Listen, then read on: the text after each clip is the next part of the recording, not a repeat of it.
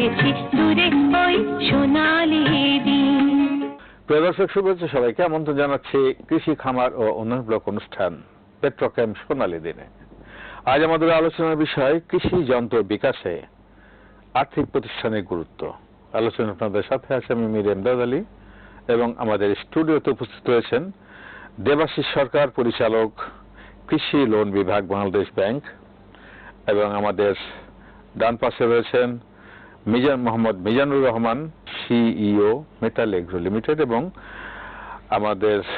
আমার একদম কাছে রয়েছেন মাহমুদুর রহমান, ফাউন্ডার এবং সিইও, উইগ্রো।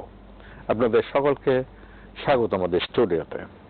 আমরা আমাদের যে সনাতনী যে কৃষি, সেই কৃষি থেকে আমরা আধুনিক কৃষিতে রূপান্তর ঘটানোর যে চেষ্টা, সেটা সেই অধ্যায় বেশ অনেক আগেই পার করেছি। এখন আমাদের দেশে কিন্তু বিভিন্ন ধরনের কৃষি যন্ত্রের ব্যবহার হচ্ছে এবং আমাদের বাংলাদেশ কৃষি গবেষণা ইনস্টিটিউট তাদের উদ্ভাবিত অনেকগুলি যন্ত্র আমাদের বাংলাদেশে যে সমস্ত ওয়ার্কশপগুলি রয়েছে এবং বেশ কিছু প্রতিষ্ঠান রয়েছে, তারাও সেইগুলিকে মাল্টিপ্লাই করে আমাদের কৃষকের কাছে দিচ্ছেন। এখন এতে করে আমাদের কৃষকের সুবিধা হচ্ছে, উৎপাদন খরচ কমছে এবং তাদের উৎপাদনও বাড়ছে। কৃষি শ্রমিকের যে সংকট, সেখান থেকে আমরা কিছুটা উত্তরণ করতে পেরেছি। সমস্যা হলো যে এই মেশিনগুলি যারা উৎপাদন করছেন, যে সমস্ত ম্যানুফ্যাকচারার কোম্পানি, তাদের কাছ থেকে আমরা যেটা পাই যে ফাইন্যান্সিয়াল সাপোর্টটা তাদের খুব দরকার। তো আমি প্রথমেই মিজানুর রহমান সাহেবের কাছে জানবো যে আপনারা একটা কোম্পানি, ম্যানুফ্যাকচারিং কোম্পানি, আপনারা এগুলি নিয়ে কাজ করছেন, তো আপনারা কি ফাইন্যান্সিয়ালি কি সমস্যার মধ্যে পড়েন বা ব্যাংক কি ধরনের সহযোগিতা করলে আপনাদের এই সেক্টরটাকে আমরা আরো ব্যাপকভাবে উৎপাদনে যেতে পারি, কৃষকের কাছে আরো কম মূল্যে আমাদের এই মেশিনগুলি, কৃষি যন্ত্রগুলি পৌঁছে দিতে পারে?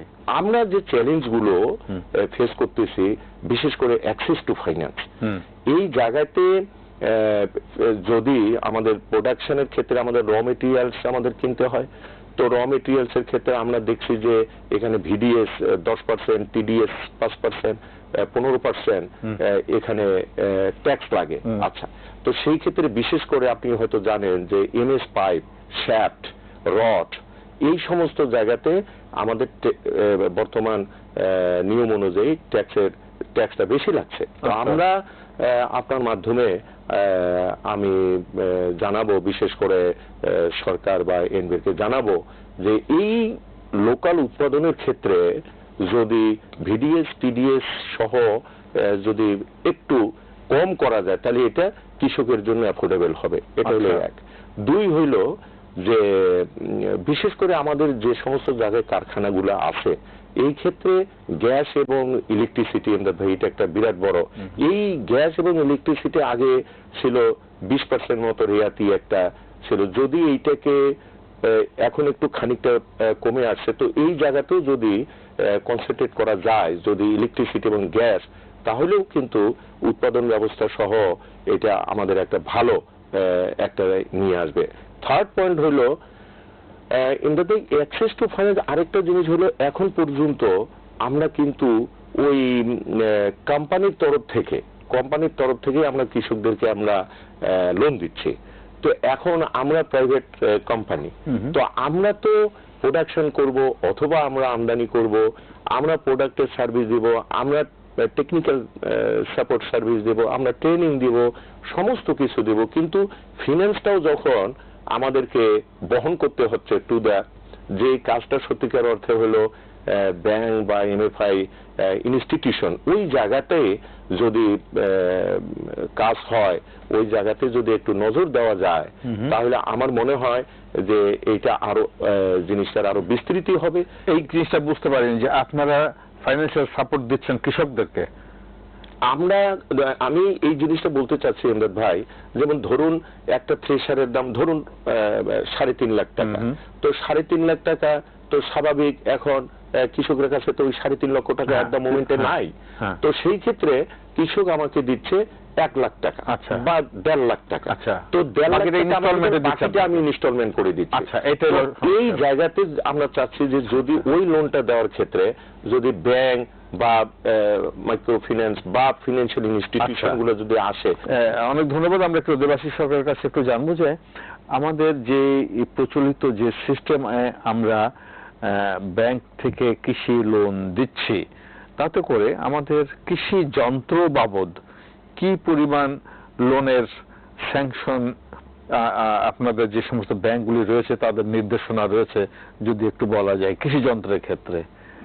ধন্যবাদ আপনার ইয়ের জন্য। আসলে আমরা প্রতি বছর আসলে অর্থ বছরের শুরুতেই কৃষি ও পল্লী ঋণ নীতিমালা কর্মসূচির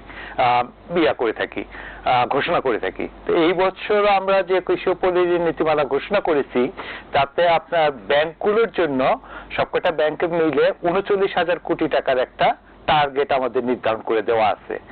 আর কৃষি যন্ত্রপাতি যন্ত্রীকরণের ক্ষেত্রে এই মোট ৩৯,০০০ কোটি টাকার 2%, অর্থাৎ প্রায় ৭৮০ কোটি টাকা কৃষি যন্ত্রপাতি খাতে ঋণ হিসেবে প্রদান করতে হবে।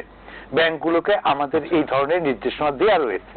আচ্ছা, একটু যদি জানতে চাই যে এইখানে যে ব্যাংকগুলোকে নির্দেশনা দেওয়া আছে তারা এই কাজটা সঠিকভাবে করছে কিনা, এর মনিটরিং এর ব্যবস্থা আছে কিনা, এবং কি কত পার্সেন্ট ইন্টারেস্ট এখানে নেওয়া হয়? কৃষি খাতের যে সুদের হারটা, এটা বাজার ভিত্তিক করে দেওয়া হয়েছে।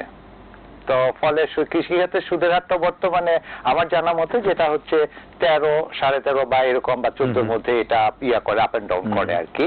৩৯,০০০ কোটি টাকা 2%, অর্থাৎ ৭৮০ কোটি টাকা। ৮০ কোটি টাকা যেটা ফিডব্যাকটা কেমন, কি সব কি কৃষকের কাছে যাচ্ছে বলে মানে এটা কোনো পর্যবেক্ষণ আছে কিনা? তো এই ৭৮০ কোটি টাকা আমার মনিটরিং এর কথাটাও যদি বলেন, তাহলে আমরা বলবো যে আমরা মাসের প্রথম থেকেই আসলে কৃষি ঋণ বিতরণের লক্ষ্যমাত্রা যেটা আমরা নির্ধারণ করে দিই, সেই লক্ষ্যমাত্রা অনুযায়ী ব্যাংকগুলো বিতরণ করছে কিনা সেটা প্রতি মাসে আমরা রিপোর্ট গ্রহণ করে থাকি। আচ্ছা। এবং সুতরাং স্বাভাবিকভাবেই এটা আমাদের টোটাল মনিটরের মধ্যেই থাকবে। ওকে, ফাইন। আচ্ছা, আরেকটা জিনিস আমি জানতে চাচ্ছি যে আমাদের যে সমস্ত কৃষকরা কৃষি যন্ত্রের জন্য ঋণের আবেদন করেন, তো সেখানে কি কোনো নীতিমালা আছে যে মনে করেন আমি একজন কৃষক, আমি একজন বড় ট্রাক্টর নিতে চাই, তার দাম হয়তো 15-20 লাখ টাকা, তো সেক্ষেত্রে কি আমি এককভাবে নিতে পারি, নাকি সেখানে আমাকে কোনো আপনাদের কোনো নীতিমালা আছে যে সেই নীতিমালার আলোকে গ্রুপ করে আমাকে নিতে হবে? না, বর্তমানে আমাদের যে নীতিমালাটা আছে এটা খুব সহজ করে দেওয়া হয়েছে প্রান্তিক পর্যায়ে কৃষকদের জন্য। সেটা আপনি একক বা দলগত ভাবে নিতে পারবেন। আচ্ছা আচ্ছা। এককভাবে যদি সক্ষমতা থাকে তাহলে পরে, বা ব্যাংক যদি মনে করে অ্যাসেস করে যে আপনাকে এককভাবে দেওয়া যায়, প্রয়োজনীয় কাগজপত্র বা যা কিছু ব্যাংকের প্রয়োজন থাকে সেটা যদি দিতে পারে, তাহলে পরে এককভাবে ওই কৃষি ঋণটা নেওয়া যায়। আবার আমাদের কৃষি ঋণ নীতিমালার মধ্যে গ্রুপ ভিত্তিক বা দলগত ভাবে ঋণ প্রদানেরও একটা প্রভিশন রাখা আছে। এখানে কি এসএমইর কোনো সুযোগ আছে? কৃষি ও এসএমইর ক্ষেত্রে আসলে একটা অগ্রাধিকার খাত। আচ্ছা। সুতরাং এসএমইর খাত থেকেও যদি মনে করেন যে কোনো উদ্যোক্তা বা প্রোডিউসার এরাও যদি নিতে চায়, তাহলে পরে এক্ষেত্রে কৃষি খাতের জন্য কিছুটা ঋণের সুবিধা রয়েছে। তবে আমাদের আসলে প্রান্তিক পর্যায়ে যদি কৃষকদের কথা বলি, সরাসরি পিওর এগ্রির কথা বলি, তাহলে পরে এই ঋণটা সরাসরি কৃষি ঋণের আওতাভুক্তই হওয়া প্রয়োজন পড়ে। তারপরেও এই এসএমই থেকে, এসএমই এবং সাস্টেনেবল ফাইন্যান্স রয়েছে, আমাদের এসএমই রয়েছে, এরাও আসলে কৃষি খাতে এই ধরনের কিছু ঋণের আলাদা কিছু সুবিধা রেখেছে। ধন্যবাদ আপনাকে। আমরা একটু মাহমুদুর রহমানের কাছে জানতে চাচ্ছি যে আপনারা তো দীর্ঘদিন ধরে মাঠে কাজ করছেন কৃষকদের নিয়ে, এবং সেই ক্ষেত্রে স্টার্ট আপ কোম্পানি হিসাবে আপনারা ব্যাংকের থেকে কি ধরনের সহযোগিতা আশা করেন? আমি যদি কখনো বাংলাদেশ ব্যাংকে বলি যে যদি কোনো ব্যাংকগুলো যখন একটা গাড়ি লোন দেয়, যেমন একটা প্রাইভেট পার্সন একটা গাড়ি লোন নেই, সেই গাড়ির লোনটাকে একটা ব্যাংক, প্রাইভেট ব্যাংক যেভাবে প্রমোট করে, যেভাবে প্রোডাক্ট ডিজাইন করে, ওটার জন্য যে পলিসি থাকে, ওটার জন্য যে লোন টেনিয়র থেকে শুরু করে পেব্যাক পিরিয়ড, সেই জিনিসটা থাকে, ইন্স্যুরেন্স করা থাকতে, গাড়ি ইন্স্যুরেন্স বা আদার্স। সো কেন আমরা এই যে agri machineries, tractor, combine harvester, এই জিনিসগুলোকে একটা প্রাইভেট কারের মতো চিন্তা করতে পারি না? তাহলে এই যে গাড়ির যদি প্রোডাক্টটা এত সুন্দর অ্যাট্রাকটিভ হয়, তাহলে এগ্রি মেশিনারিজের লোনটা অ্যাট্রাকটিভ হবে না কেন? এখন আসছে কেন হবে না? এখন এই এগ্রি মেশিনারিজ লোনের প্রোডাক্টটা যদি ডিজাইন করতে হয় তাহলে একটা কমার্শিয়াল লোনে আমাকে একটা পেব্যাক মডেল ক্যালকুলেট করতে হবে। পেব্যাক মডেল কি? একটা কম্বাইন্ড হারভেস্টার সাবসিডি ছাড়া 30 লাখ টাকা। এখন আপনি যদি ক্যালকুলেট করেন যে কম্বাইন্ড হারভেস্টার একটা ফার্মারের ইয়ারলি ইনকাম কত এবং তাকে কত বছরের জন্য লোনটা দিলে সে পেব্যাক করতে পারবে, considering the depreciation and others, এই যে ফাইন্যান্সিয়াল মডেলটা, এটা কিন্তু আসলে একটা ব্যাংক করে না। আমার কাছে মনে হলো যে এই যে আপনি কথাগুলি বলছেন, আমরা এটাকে বলবো যে আপনার একটা মতামত আপনি দিচ্ছেন, এই মতামতগুলোকে হয়তো কর্পোরেট হয়তো করবে ব্যাংকে যারা আছেন ভবিষ্যতে। এই ধরনের আরো কিছু মতামত কি আপনার আছে থাকলে দিতে পারেন? আমি ছোট্ট একটাই বলি। তো আমি কোন একটা ব্যাংকের কাছে গিয়েছিলাম, আমি বললাম যে আপনি ট্রাক্টরের জন্য লোন নেন, তো বলতেছে ট্রাক্টরের লোন যদি রিপেমেন্ট না করে এই অনেক ঝামেলা, ট্রাক্টর রিকভারি করা এই। তা আমি ওনাকে বললাম আমি কিচ্ছু করবো না, আমি ট্রাক্টরের মধ্যে একটা আইওটি ডিভাইস লাগাই দেবো, যেটা রিসেন্টলি একটা কোম্পানি যে 3 চাকার যে অটো রিক্সা গুলো আছে না ঢাকা শহরে, ওগুলোর মধ্যে লাগিয়ে দিয়েছে। অবশ্যই আপনার পেমেন্ট হবে এভরি কোয়ার্টারে, যেহেতু ওরা প্রতি কোয়ার্টারটা সিজন ওয়াইজ ফসলে ব্যবহার হয়, বাকি সময়টা কিন্তু কাজে লাগে না। এই কোয়ার্টারের যে ইএমআইটা যদি সেটা সে না পরিশোধ করে তাহলে পুরো ট্রাক্টরটা অচল হয়ে যাবে, ট্রাক্টরটা চলবে না। আচ্ছা, তাহলে ও আপনার পরে ইনস্টলমেন্ট অবশ্যই দিবে, কারণ তার ট্রাক্টর না চলতে পারলে তার ইনকাম হবে না। আর আপনাকে এটা উদ্ধার করতে হবে না, কারণ ট্রাক্টরটা ইনঅ্যাক্টিভ হয়ে যাবে, ওটা জিপিএস থাকবে, ট্রাক্টরটা কোথায় আছে সেটা আপনি দেখতে পাবেন। এই জায়গাটায় যেহেতু ম্যানুফ্যাকচারিং কোম্পানি আছে, বাংলাদেশ ব্যাংক আছে, আমরা আসলে এই জায়গাগুলো খুব চ্যালেঞ্জ ফেস করি। ডিজিটাল সিস্টেম বলি, মার্কেট ওরিয়েন্টেড প্রোডাক্ট বলি, সেই প্রোডাক্টের জন্য পলিসি বলি, এই জায়গাটা যখন আপনি কৃষককে সাপোর্ট দিবেন না, তখন কৃষক, আমরা ক্যালকুলেট করে দেখেছি যে যখন নর্মাল লোন শার্কদের কাছ থেকে টাকা নিয়ে এগুলো কিনছে, তাদেরকে এভারেজে ইয়ারলি 40 to 50% ইন্টারেস্ট রেটে কিনতে হচ্ছে। আমি যদি একটা সিম্পল একটা ম্যাথ বলি, এখানে ভাইয়া আছেন, আমি যদি ভাইকে গিয়ে বলি যে ভাইয়া ট্রাক্টরটার দাম কত, উনি যদি বলে 10 লাখ টাকা, আমি যদি ওনাকে বলি ভাইয়া I will pay you in cash, কত দিবেন? উনি বলবেন মাহমুদ 8 লাখ টাকা দিয়ে দিব, যাও নিয়ে যাও। দিল না আমাকে, স্যার বলেছেন 12% ইন্টারেস্ট রেট, 3 বছরে 3 12 34%, স্যার 8 লাখ 36% যোগ করেন, 10 লাখ থেকে আমি কমে নিলাম না? কিন্তু আমি বাকি দিন তো 10 লাখ টাকা দিয়ে নিতে পারবো না কাছ থেকে। তাহলে ফার্মার তো ওই জায়গাটা পাচ্ছে না, ফার্মারকে তো আপনি যদি নাম্বার দিয়ে ক্যালকুলেট করেন ওই জায়গাটা ফার্মার বেনিফিট হচ্ছে না। সেই জায়গাটা আসলে একটা পলিসি, আমরা তো এরকম এই ধরনের পলিসি আরো তৈরি হোক, মানে আমাদের পলিসি জেনারেট করার জন্য তো আপনাদের মতন লোকের পরামর্শ দরকার। মানে আমরা তো মানে কি বলবো, ঘরে খেয়ে বড় অবস্থা আছে। আমরা যে ফিনটেক কোম্পানি, যখন আমরা ফাইন্যান্সিয়াল টেকনোলজি ডেভেলপ করছি কিভাবে কৃষক অ্যাক্সেস টু ক্যাপিটাল পায়, তখন আমাদের কথা তো ব্যাংক শুনবে না। আমি যখন ব্যাংকের কাছে গিয়ে বলছি আপনি গাড়ির লোন যেমন দেন ট্রাক্টরের লোন একই দেন, একই প্রোডাক্টটাকে কপি পেস্ট করেন, ট্রাক্টরের গাড়ির ছবির জায়গায় ট্রাক্টরের ছবি আসবে, ওই যে বিওয়াইডি গাড়ির জায়গায় মেটালের ট্রাক্টর আসবে। হ্যাঁ, শুধু ট্রাক্টর না, আমাদের কৃষির যত ধরনের যন্ত্রপাতি আছে সবগুলোর জন্য হতে পারে। আচ্ছা দাদা, আমরা কি এরকম কি একটা প্ল্যান করতে পারি কিনা ভবিষ্যতে, যে এই ধরনের আইডিয়া জেনারেট করছে যারা, তাদেরকে নিয়ে, ম্যানুফ্যাকচারার কোম্পানিদেরকে নিয়ে, আপনাদের ব্যাংকের যারা পলিসি লেভেলে আছে এদেরকে নিয়ে একটা ওয়ার্কশপ করা যায় কিনা পলিসি জেনারেশনের জন্য?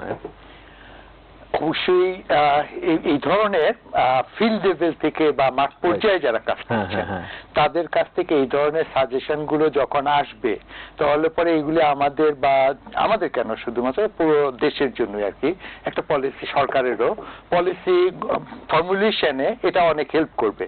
আর একই সাথে যে কোনো মানে বিভিন্ন সময়ে মনে করেন যে সরকারের তরফ থেকেও হয় বা ডেভেলপমেন্ট পার্টনার তরফ থেকেও হয় বা ওনারা যারা আসছেন ওনাদের তরফ থেকেও আসলে এই ধরনের ওয়ার্কশপ বা সেমিনার করে আসলে ওনাদের আইডিয়া গুলো নিয়ে যদি সরকারের নীতি নির্ধারণী মহলের সাথে আলোচনা করা যায়, তাহলে পরে অবশ্যই নিশ্চিত ভালো কিছু বের হয়ে আসবে। আচ্ছা মিজানুর ভাই, আপনার কাছে আরেকটু আমি জানি যে আপনারা কৃষি যন্ত্র মানে তৈরি করছেন, মার্কেটিং করছেন, আমদানি করছেন, তো আমরা যদি এরকম চিন্তা করি যে ব্যাংক আমাদের সাথে আছে, আপনারা উৎপাদন করছেন কিন্তু এগুলো বিক্রি করছেন কৃষকের কাছে, তো এখন অনেক যন্ত্র আছে যেটা কৃষকের অ্যাফোর্ডেবল হচ্ছে না।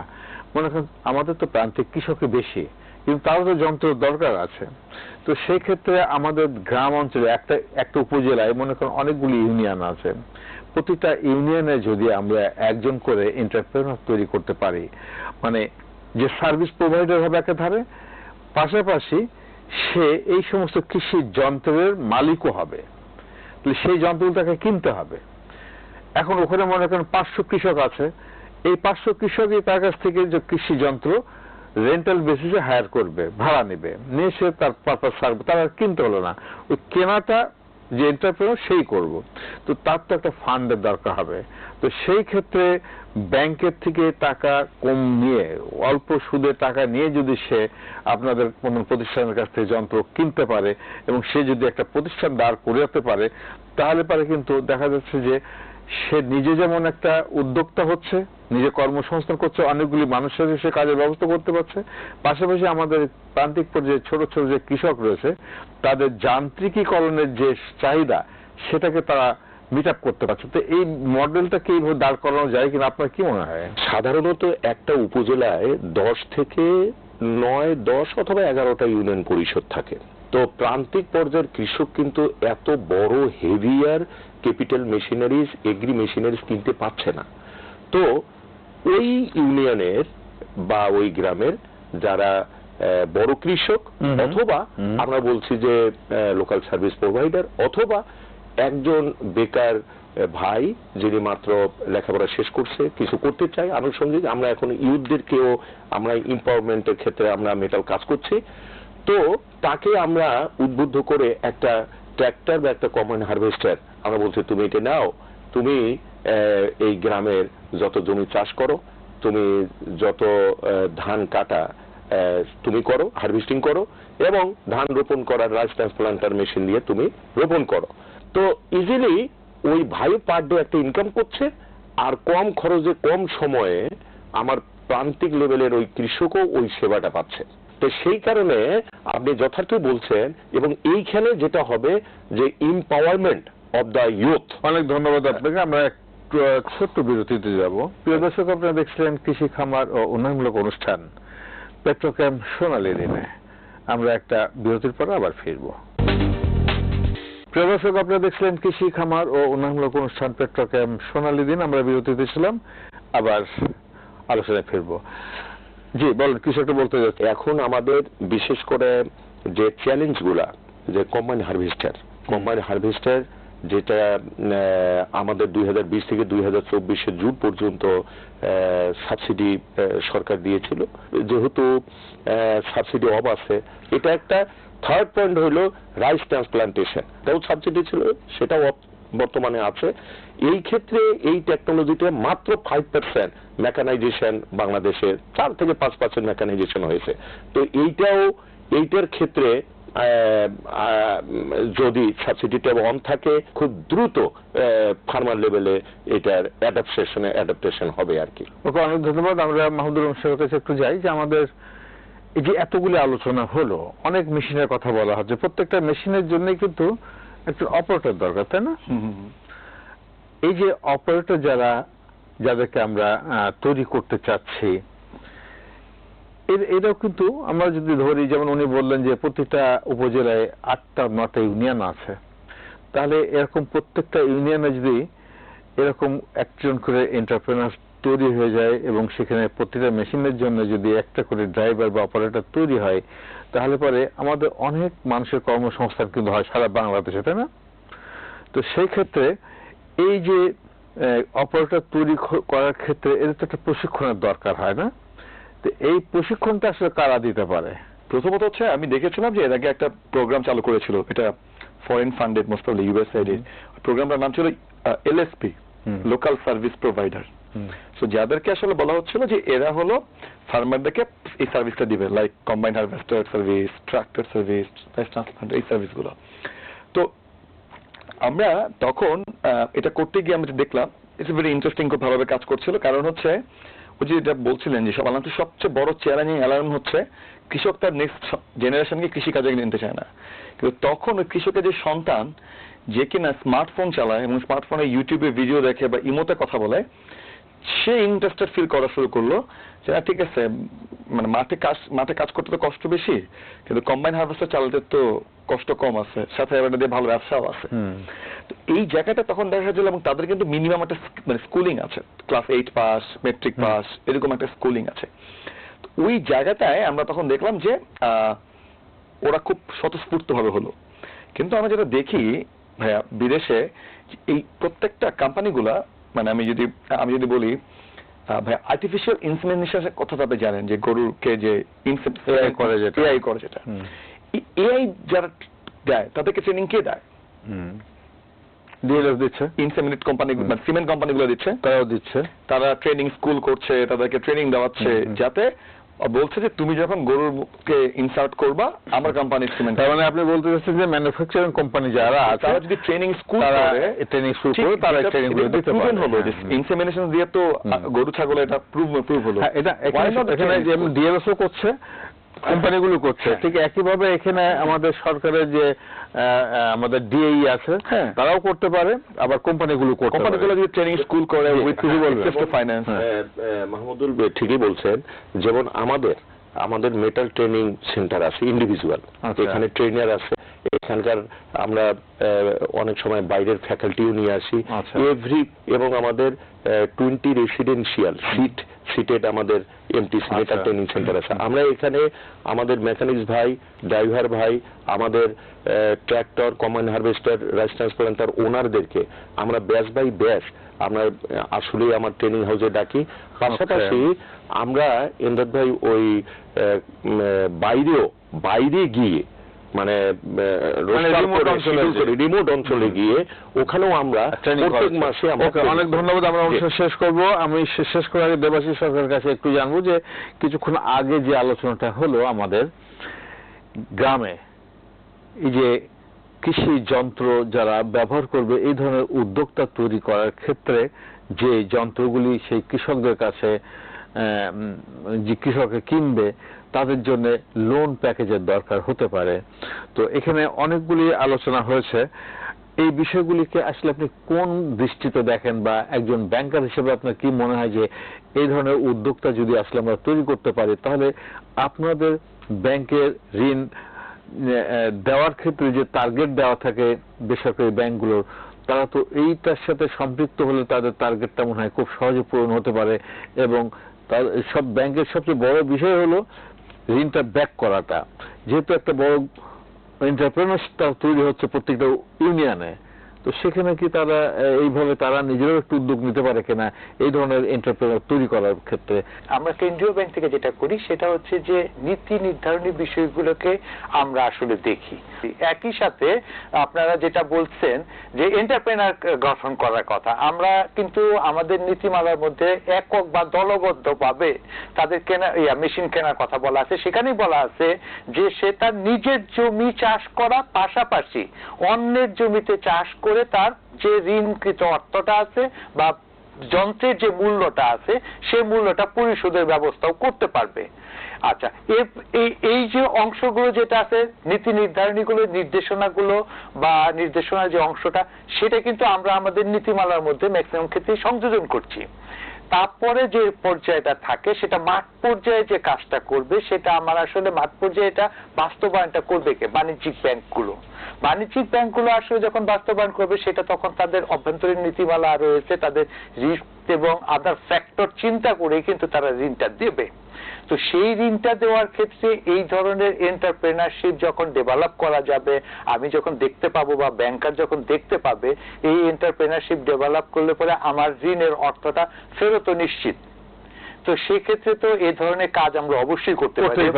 অনেক ধন্যবাদ। আমরা শেষ করবো। প্রিয় দর্শক, আপনারা দেখছিলেন কৃষি খামার ও উন্নয়নমূলক অনুষ্ঠান পেট্রোকেম সোনালী দিন। আমরা অত্যন্ত গুরুত্বপূর্ণ আলোচনা করলাম। আমাদের বাংলাদেশ ব্যাংকের পলিসি লেভেলের সম্মানিত পরিচালক মহোদয় এখানে রয়েছেন, আমাদের মেটালের সিও রয়েছেন, উইগ্রোর ফাউন্ডার সিও রয়েছেন। আমরা তাদের কাছে অত্যন্ত গুরুত্বপূর্ণ আলোচনা শুনলাম। আমরা আশা করব আমাদের কৃষি যান্ত্রিকরণে যে সমস্ত সমস্যাগুলি আমরা চিহ্নিত করলাম সেগুলি ওনাদের আলোচনার মধ্যে বা পরবর্তী নীতি নির্ধারণে আলোচনায় বা পরিকল্পনার মাধ্যমে সেগুলিকে ওনারা সমাধান করার চেষ্টা করবেন, সেই প্রত্যাশা নিয়ে আজকের মতো এখানে শেষ করছি। আগে অনুষ্ঠানে আবার দেখা হবে। সে পর্যন্ত ভালো থাকুন, সুস্থ থাকুন। আল্লাহ হাফেজ। দেখেছি দূরে ওই